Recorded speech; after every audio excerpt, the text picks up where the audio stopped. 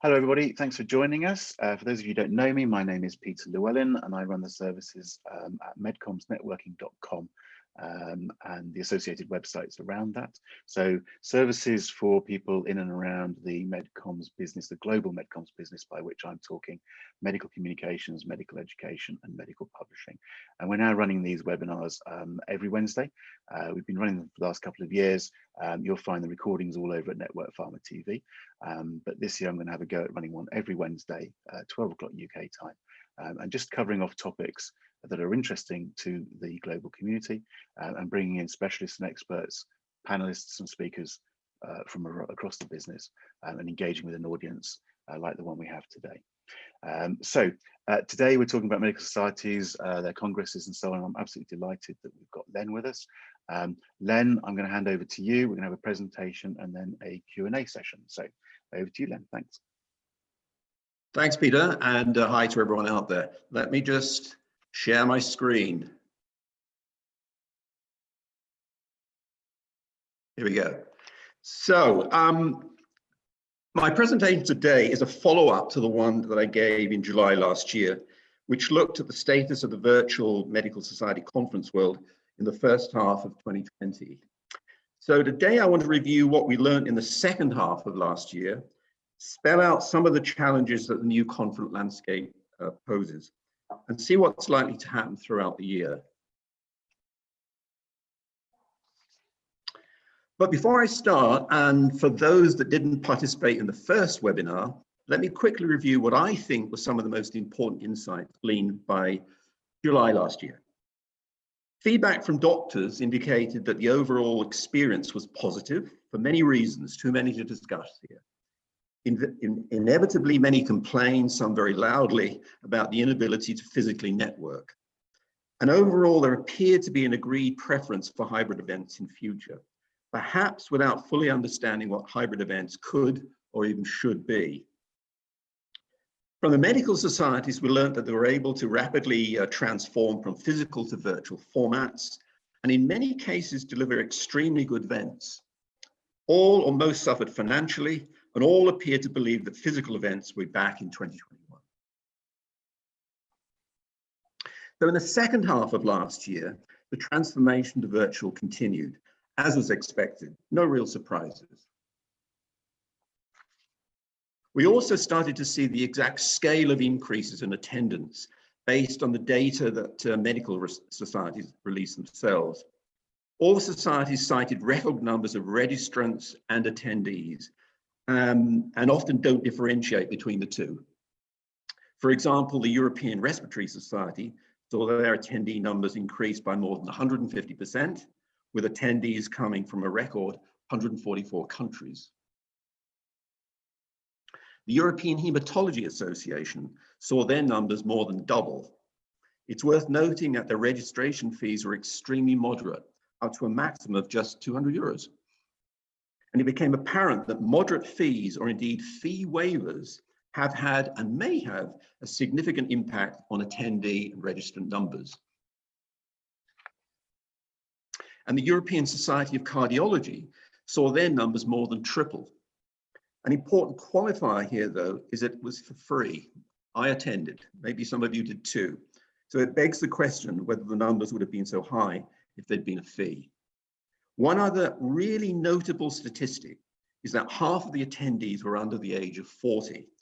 An important point that I'll come back to at the end of the presentation. Independent surveys also started to dig deeper into doctors' experiences of virtual congresses. Now, one of the findings that most struck me was that an overwhelming 92% of doctors would now consider attending a congress virtually, something they wouldn't have done in the past. Or in other words, the majority of doctors would now attend congresses both virtually and in person in equal measure. Clearly, the experience of attending a virtual conference was indeed generally perceived as positive. But inevitably, there were perceived drawbacks to virtual events. As we know, meeting colleagues and friends, broadening networks are viewed by the majority of doctors as primary reasons to attend congresses. So it was unavoidable that for some, this part of the live congress experience was lost. As you can see, well over half stated that personal and human touch was missing, while more than a third stated that networking interactions were also missing. A clear message to medical societies, professional congress organizers, and event platform specialists is that much more thought must be given to the personalization and networking opportunities. In the second half of the year, we saw the first announcement by a medical society, the ESC, to retain a virtual format for its 2021 annual Congress. Indeed, for all of its scheduled events, of which there are many. I mean, I read this an acceptance of the inevitable. Vaccine rollout will take longer than we all thought. So a commitment to virtual only formats provides the society, its members, potential attendees, and commercial partners with planning certainty for the whole of the year. The first hybrid Congress announcement also appeared. Note this one by the EAACI, which flags a physical hub in Krakow and a virtual hub in Madrid. But it also begs the question, why are the hybrid components managed from different locations? What are the benefits of doing this? Doesn't this make coordination between the physical and virtual infrastructures more complex than it needs to be? Or doesn't it matter? Another hybrid announcement was this one from the Association for Medical Education in Europe. Perhaps we shouldn't be too surprised, as this was the society that last year published an intriguing paper on a so-called extended Congress concept. Essentially an extrapolation of the hybrid concept through extension of time, space, and language. I don't have the time to explain more, but I've included a full reference at the end of the deck, so it's well worth a read. Now, another important observation that came to light, this time from a commercial perspective, was that pharma's virtual exhibition stands were not really fit for purpose. Exhibitions are normally considered to be an important part of the live Congress experience, and the majority of them visiting stands to interact directly with pharma reps or seeking advice and information from MSLs. But in a virtual setting, only 1 in 5 bothered to visit a stand, and just less than half made no attempt at all to connect with representatives or MSLs. I mean, for me, that's a clear message again to farmers, professional Congress organizers, and event platform specialists that, that they will need to pay a more convincing, they will need to provide a more convincing reason for doctors to engage with the industry on virtual exhibition stands.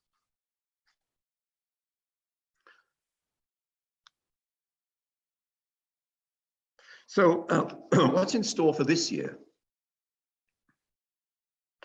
Within the last few weeks, there's been a significant and fully expected shift from initially scheduled physical events to 100% virtual.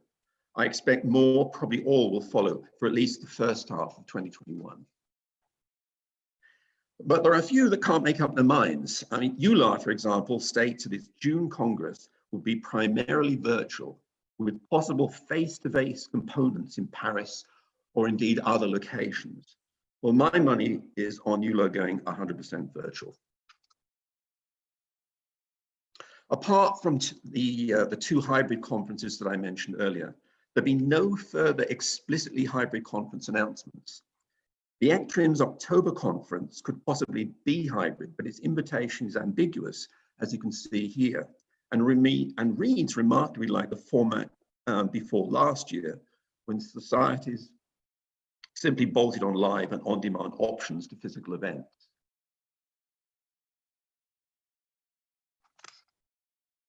Just got a notice there, okay.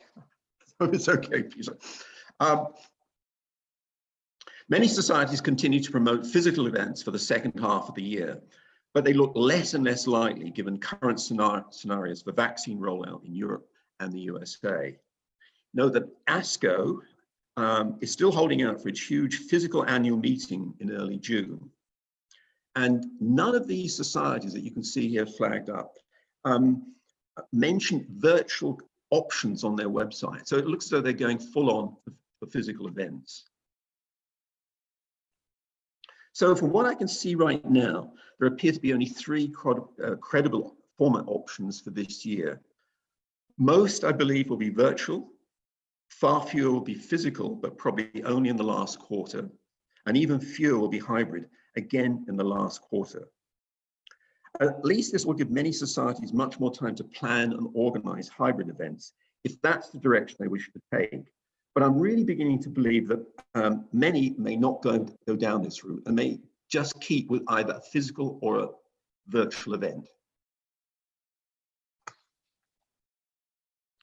Now, even if it looks as though the majority of meetings will remain virtual this year, it's hybrid that commands most attention, and it's certainly overhyped. Nonetheless, I want to explore this format in a little bit more depth. As you know, there are many definitions of hybrid events, some helpful, some less so. So I went back to my dictionary for guidance. If I take this definition, essentially the physical and virtual attendee audiences should enjoy similar engaging experiences, but from different locations. And therein lies what I think is an awful but little discussed truth. When you think about it, staging true hybrid events, equally engaging for both physical and virtual attendees, is going to be tremendously difficult. We talk about transitioning to hybrid congresses as if it was similar to flipping a switch. Yet the reality is that medical societies will confront the necessity of managing two kinds of infrastructure, physical and virtual, running in parallel. Equally, commercial partners such as farmers will be confronted with complex engagement optimization options where benefits and costs are uncertain. I mean, these are really formidable challenges. From a purely scientific perspective, medical societies have got to maintain their existing very high-level Congress objectives, while additionally confronting at least these three new challenges. First and foremost, they must define exactly what they require to create an engaging, inclusive user experience. This would be like drafting a business requirements document for a software developer. Business requirements should dictate what the technology must achieve, not the other way around, and be based on personal preferences and expectations of society members. Some of these are already well known: more personalization, flawless physical virtual networking, for example. But achieving an ideal UX is going to be a long-term iterative process.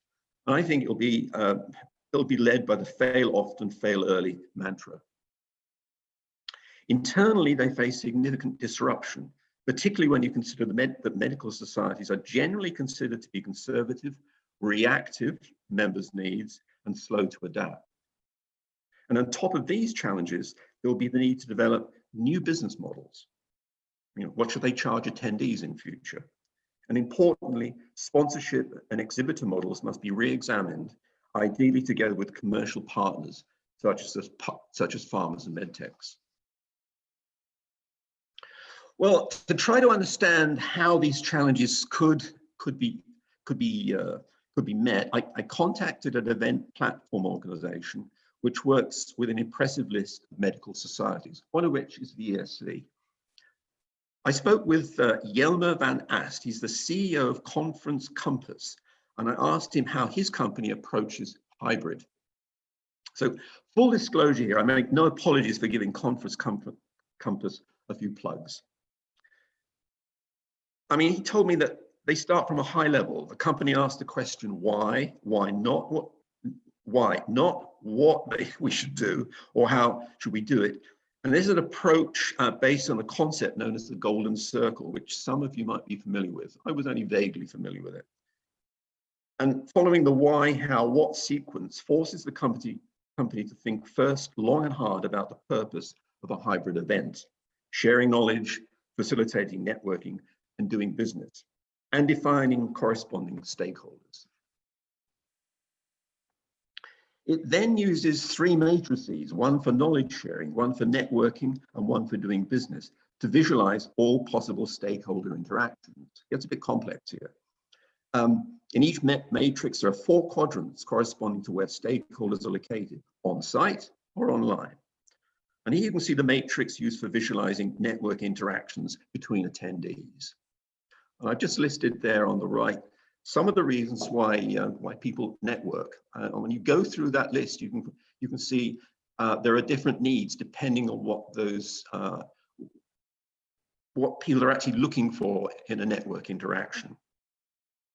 Anyway, in turn, these tools help conference companies draft business requirements on which they can move on to the how and the what. And based on this approach, the company has already developed a branded hybrid event platform. It's called One Community. And it features mobile and web apps to enable all-inclusive interactions. It can also be used for virtual conferences. Now, of course, here I've grossly simplified the approach, but it does help to understand how successful hybrid events could be produced. And I think that similar approaches could also be used by commercial stakeholders, such as farmers. And farmers have traditionally invested enormous amounts of time, effort, and money in attending physical medical society conferences. But now the game's changed and they face new challenges in a hybrid world. Again, here are some of them. They can be framed in terms of complex engagement optimization problems. I mean, by contrast to typical business optimization problems where benefits and costs are known for each option, here they're mostly uncertain. More specifically, dual infrastructures confront industry decision makers with the probability there will only be half the number of physical attendees than in the past, very likely, with perhaps 2, 3, or more times as many virtual attendees. And as we've seen from the feedback on doctors' acceptance and use of virtual exhibition stands, current models are simply not fit for purpose. Now, if all that isn't enough change to digest, I'll close with the prediction to expect much more change. And here I come back to the point that I made earlier about 50% of attendees at last year's virtual ESC Congress being under the age of 40. More change is going to be driven by millennial doctors together with, I believe, in the foreseeable future, Gen Z doctors. Born after 95, the first significant wave of Gen Z doctors will enter the medical profession around 2023. It's not too long to go. Millennial and Gen Z doctors will comprise the largest share of the medical profession by 2030. And both cohorts view climate change as the single most important issue facing humanity. So it's not a stretch, therefore, to predict that together, they will aggressively drive medical societies to switch to virtual-only formats by the end of the decade. Okay, that's it. Thank you. References. And a big thank you to Yelma for sharing his insights. Thank you. Excellent. Thanks, Len. And those are your contact details. Len, can you just unshare your slides and we'll just go back to the two of us. And thanks very much. That was excellent. I think there was a lot of very good content in there. I hope we've made people think a little bit about that. What I would say straight away is those of you in the audience, we've got a good sized audience. Thank you very much for joining us.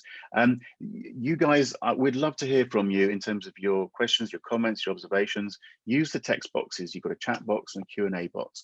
And please share it with us, share it with everybody on the chat box where possible, share with everybody as well as panelists so that we can all see some of this discussion.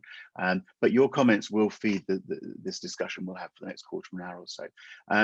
And I'm keen that I don't just come up with my questions here. Do send your questions in. But I'm going to start with a couple of obvious things, Len. And we could go in a number of different directions here, which is why I'm hoping that the audience will join in and will be led a bit more by them rather than me. But a couple of obvious things that I just thought I would throw at you, and start with the one that people don't want to talk to me about anyway, which is the finances and the sort of the models, the economics of this and so on. And there's a number of different aspects to this as well, but a lot of this comes down to money. This is a business. And, you know, I made a decision a while ago and I was quite public about it. I'm not going to run any face-to-face meetings this year, I said. I only run little meetings, but the amount of workload and potential cost involved in chopping and changing and messing around with small meetings is only much, much worse if you've got a big meeting on your hands. You talked about the importance of planning certainty and so on. You know, there are people who are going to have booked up conference venues 2, 3, 5 years ahead of themselves and parted with cash. We're sort of, you made a comment that, I think you made a comment that a lot of the medical societies had seen a financial hit, but just out of interest, have you seen much real discussion about that? A lot of the talk about the attendance figures, high. Maybe we all talk around the fact that the money isn't there. And just out of interest, what insight have you got to that side of it? That's a good question. Well, as you can imagine, the medical societies are quite reticent about going into details about their financial losses, and that doesn't surprise me one bit. I mean, the society that actually provided the most information, that was most explicit, was ASCO, and they said this was a financial disaster for us. However, there were something like 230 virtual exhibitors at their event, and I went through the costs of being a virtual exhibitor from bronze to platinum, and I ran some numbers. The number of exhibitors that I thought would go for the bronze and those that went for the silver and the platinum. And I came to a number around $10 million.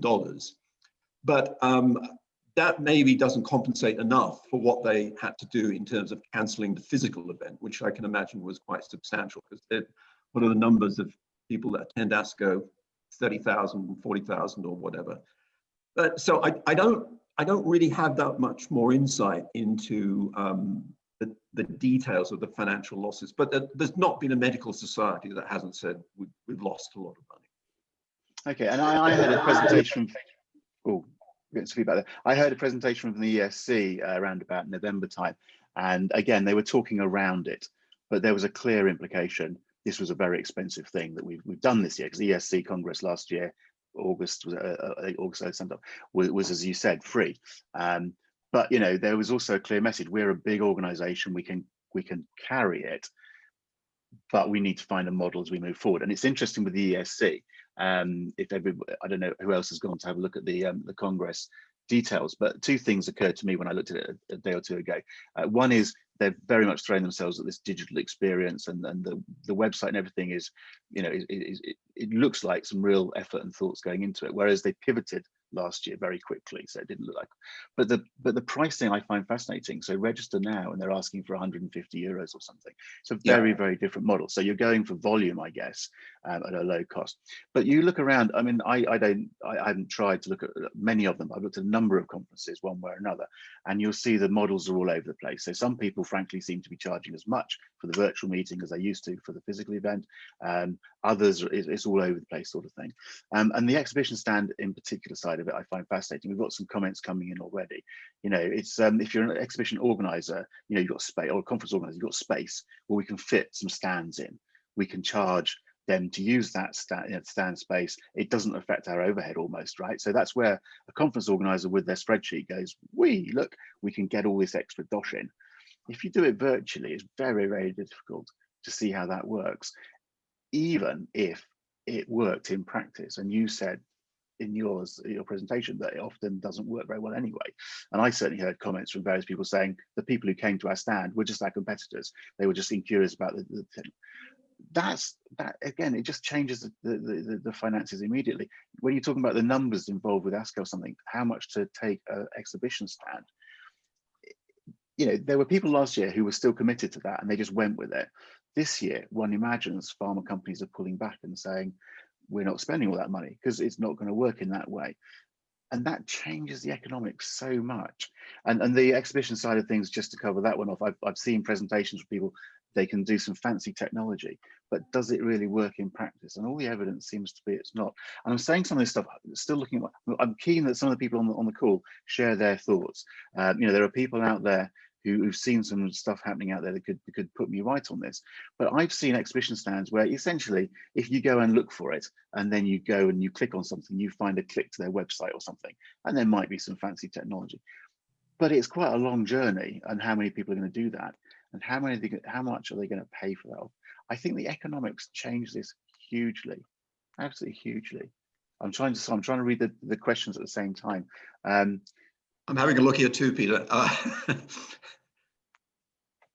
And there's so many different ways of going about this. There's so much interest in making this work. I just wonder how many medical societies are actually going to, or organizations are actually just going to collapse, because it's a huge part of their income, isn't it? Or can be, the Congress. Do you get any sense, I mean, again, people aren't probably talking about it very much, but do you get any sense that any of them are really in trouble from that point of view? No, again, it is very, very difficult to get any real information out of medical societies. I contacted quite a few in the run-up to this. Some just didn't bother to respond. If I ask probing questions, they tend not to respond at all. So it becomes very difficult. Or they pass me on to PR people, and I just get PR speakers all the time. So okay, so we're not going to go very far with this conversation. I just think it's something that gets me excitable, because actually it's sort of the elephant in the room. I mean, even with my little events, I know what happens, what the costs are. I know how you can cover your costs, and suddenly it's like every extra ticket is almost profit. I know how you can monetize the exhibition side and so on. It can be very attractive, but actually there's a huge risk at the beginning when you start a meeting, because you've got all this cost, because the venue wants all the cost up front, and you don't know if it's going to work. And there must be all sorts of people all the way along that spectrum, sort of thing. You go virtual, and it is just a completely different ballpark. We've got some questions coming in about what we mean about hybrid. Let's the hybrid word is very easy to use, and as you've said, it might be more difficult in practice. What does it really mean in practice? And is it really saying I've got a meeting and I'm going to stream the presentation, so that becomes hybrid? And I think we know it's not. But that comes down to platforms, it comes down to organization and so on. You were going to say something, sorry. Well, yeah, trying to understand what a hybrid meeting is really, really tough. And bear in mind that, to my knowledge, no medical society has staged a hybrid meeting. Other industries are in the process of staging hybrid events. I mean, I know one that's taking place in February. Whether that will really happen, I'm not really certain. But it's very difficult, even in discussions with this conference Compass group, to try to get your head around how is it going to be inclusive. This is the word that they use. How to make it inclusive, whether you're attending virtually and presenting virtually, or as an attendee virtually. And if you're presenting physically and attending physically, how do you bring those components together successfully? And therein lies the problem. It's going to be very, very difficult. And it brings me back to this whole point about maybe it's going to be too difficult for many societies. Maybe the ASCOs and ESCs of the world might be able to throw resources at this and work with partners that come up with solutions, good solutions, to stage successful hybrid events. But what about some of the small medical societies, those in rare diseases that don't have massive resources?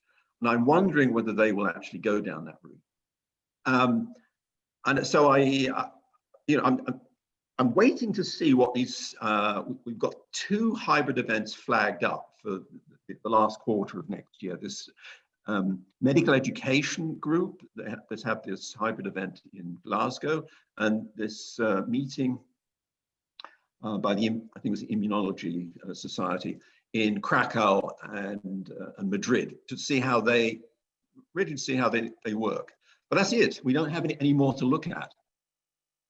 And sorry, you're drawing a distinction there, aren't you, in terms of difficulty between a true hybrid event and a virtual event, for instance. So I'm just clarifying, or in my own head, what you were saying there. So it's the hybrid event, which is a surprising amount more activity and resource required, so on. So when you said something like the smaller societies might not be able to get that, but would you see them just doing the virtual event? Because you wouldn't see them at the moment insisting that everyone's got to travel to the same place for a physical event. Am I understanding you correctly? Yeah, I mean, simplistically, I understand a hybrid event to be, it's simply one event with a single program where the presenters can be either in a physical setting, on the site, or they can be in a virtual setting. And it wouldn't matter, because the meeting will be organized such, and the technology would allow direct interactions between presenters and attendees, attendees and attendees, and attendees and exhibitors, etc. It would enable that. Sounds very, as I said, it sounds very easy to say, but in reality, very difficult to do. Yeah, I mean, that's the model. Exactly. I mean, it's being discussed everywhere. I mean, if you go and have a look at some of the, professional Congress organizers, now maybe a few who are joining us today, there's an awful lot of debate about hybrid events. But I'm also beginning to see in some of the discussion that a lot of them are going, and a lot of them are talking already about, well, the world might just separate back again into physical events and virtual events. And there may not be, a marrying of the two types. We don't know. We'll have to see how that really works out. And will these hybrid events really be successful? Or will we just over time come up with a definition that makes more sense than we can see at the moment, sort of thing? And let's just pick up some of these questions, and maybe I suppose one obvious question which we're sort of touching on. Let's just face up to it. I mean, we're all being faced all day with headlines about the great vaccine program that's rolling out and all the rest of it. I put my hand up and say, I don't care if in the summer we've all been vaccinated in the UK. I can't see me rushing going back to a big conference with 50,000 people or something like that. And there's been a couple of comments, are we really seriously imagining that that's going to happen, sort of thing. And I can see the pressure from some organizers to say that's what's going to happen. I can see the government saying life will be normal in weeks or months, depending on who you talk to and who you listen to. But just fundamentally, I don't see me doing that, and I don't see people around me doing it. And the longer this goes on, I think I'll be less and less inclined to do it. Because what's the point? I'm becoming more used to the fact that I can do most of what I want to do virtually. Again, just talk to that for a minute. I mean, is that making sense to you? Are you agreeing with that? Or are you rushing to get back to a physical conference? Absolutely not. I mean, it makes perfect sense. And actually, when you think about the audience, the attendees, they're doctors, they're healthcare professionals, and they should be more aware of the risks involved. So I would expect them to be more reticent and more hesitant to attend physical meetings. I know that there is this, I'm going to say a minority, and I don't know how big that percentage is, who really do complain that they miss, physical networking. But I'm not sure just how big that group is.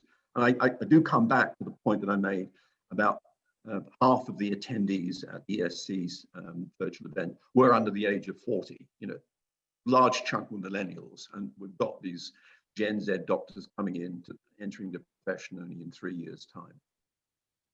2 years' time.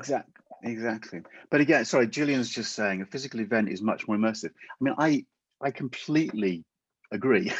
Much more immersive, much more useful, much more everything. It allows you those odd casual encounters which we've all had over the years, where your life changes because of someone you've met or an opportunity that arises, and in lots of different little ways as well.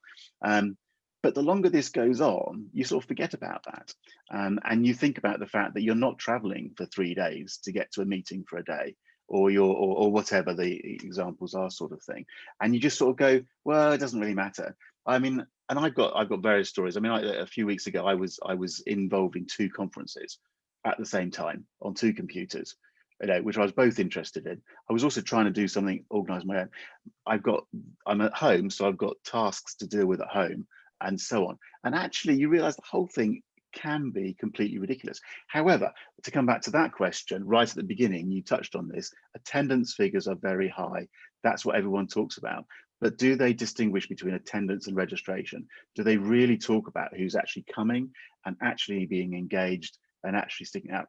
And then my question, as a follow-on from that, is how much does it matter in the same way as it used to? So I was involved in a meeting in Australia, again, a few weeks ago, and I sat through half of the meeting that I wanted to sit through, not the other half. But the half that I sat through was really very, very interesting. So engagement means something different. It doesn't mean a bum on a seat for the whole conference. It means, what can mean, the person engaged with the bit that they were interested in. But the numbers thing does drive me nuts. People talking about registrations when they actually, I mean, we had 130 people sign up for today. We've got, 70, 73, 75 of us maximum. You know, people don't always turn up. So again, just talk for a moment on that point, can you? Yeah, I was looking at some of the questions on the chat there for a second. Being diverted away from your question. I'm sorry. Did I? So I guess my question was simply this business about numbers. So let's just go back to the core question. Is you mentioned attendance at these conferences are massive, potentially massive, but are we agreeing there's uncertainty about what that really means in practice? Registrations are different. Attendance is different to registration, and actually engagement of an attendee is very different from someone just being signed into something. Yeah. You know, of course, and you know, as I said, many of the societies don't really differentiate between registrants and attendees. So maybe if you even halve the numbers, you're still in a zone where the number of virtual attendees is significantly more than the number of physical attendees. And the feedback we've had, you know, from that first webinar that I gave, was that one of the primary reasons for doctors to go to these conferences, you know, is acquiring knowledge, understanding what's new in their specialities. And they're saying that the virtual experience in terms of learning, the learning experience is extremely good. It can be much better than the physical event, because they have the opportunities to select, watch presentations as many times as they want. This is a big plus. So you know, that's not going to diminish. And you saw those numbers in terms of doctors. You know, 92% said they'd be quite willing to attend either a physical or a virtual. I mean, that's quite a change. Exactly. But the economic models are based on lots of people turning up at meetings and walking through exhibition stands and so on. So it brings us back to the economics of the thing. Yeah. Okay. One comment on the economic models. I mean, you know, if I've seen some numbers to say that the maximum that doctors may be prepared to pay to attend a virtual conference is about $130, 130 euros, roughly. It's only one study, but we've also seen that some of the societies have already charged up to 200. You know, I'm not sure whether it's 130 or 200 is really so critical. But the participation by pharmas and medtechs is really a very crucial issue in terms of you know, funding for the medical society's business model. And I think if farmers can understand what they need to do to make those interactions on their virtual exhibition stands better, that will make the business model, first of all, the business model for the farmers and the business model for the medical societies much more viable. And one of the routes I believe they can go down is to make access to people who work for farmers, like the MSLs, much more easy, and make those MSLs, more of them, available, because that's one of the big reasons why doctors go to pharma exhibition stands. They want to talk to the MSLs. They want to find out about, you know, they have questions about the drugs they're using. So if farmers can find a way to do that, then I think they'll be in a much better position than coming up with what essentially look like websites for their products, which no one wants to visit. Although that does beg slightly the question, is it the responsibility of the pharma company, say in that scenario, to come up with the way of doing it, or is the onus on the conference organizer, or is the onus on the platform developer? I mean, there's, you know, you could argue those different cases, I guess. I think they have to work together because it's in the interest of all of them to make those things work. Okay, right. I'm going to pick up a couple of quick questions. We're going to start running out of time in a minute, but let's just pick up a couple of these questions, be a bit more specific, and hopefully answer these questions. So Pat, for instance, pinged the question: what are you seeing in terms of combination of live and tape sessions at congresses, and in what ratio? So I've seen that work quite well, where you're on a virtual conference where, you know, actually half the content is just the tapes, as it were, taped presentations, and then there's a sort of a Q&A session with the speaker. I mean, I can see why logistically that makes a lot of sense, but just out of interest, have you got a view on how much of that is going on, whether it's a good or a bad thing? No, again, that would come, I think, much more from a hybrid environment. But if you mean, you know, components that are being used together with hybrid event, with physical events. No, I don't really have any data on that. And again, if you try to dig down and ask the medical societies, they don't release that sort of data, that sort of granular data. It's very difficult. It really is extremely difficult.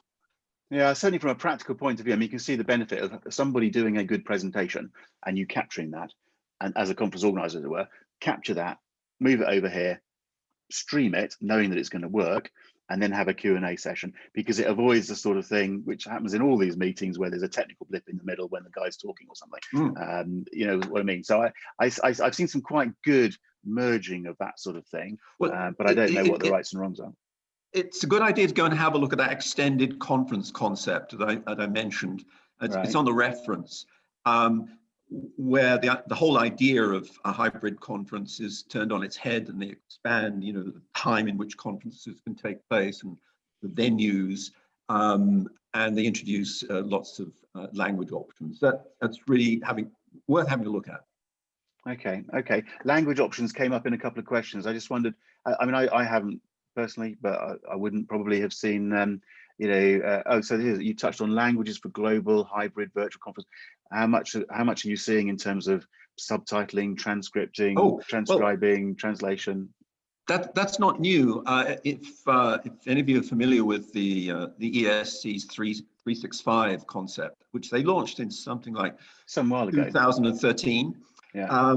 It basically enables attendees to look at live presentations and then on demand, and the on demand are often translated into 4, 5, 6 languages. So that, you know, is very attractive for many attendees. Okay.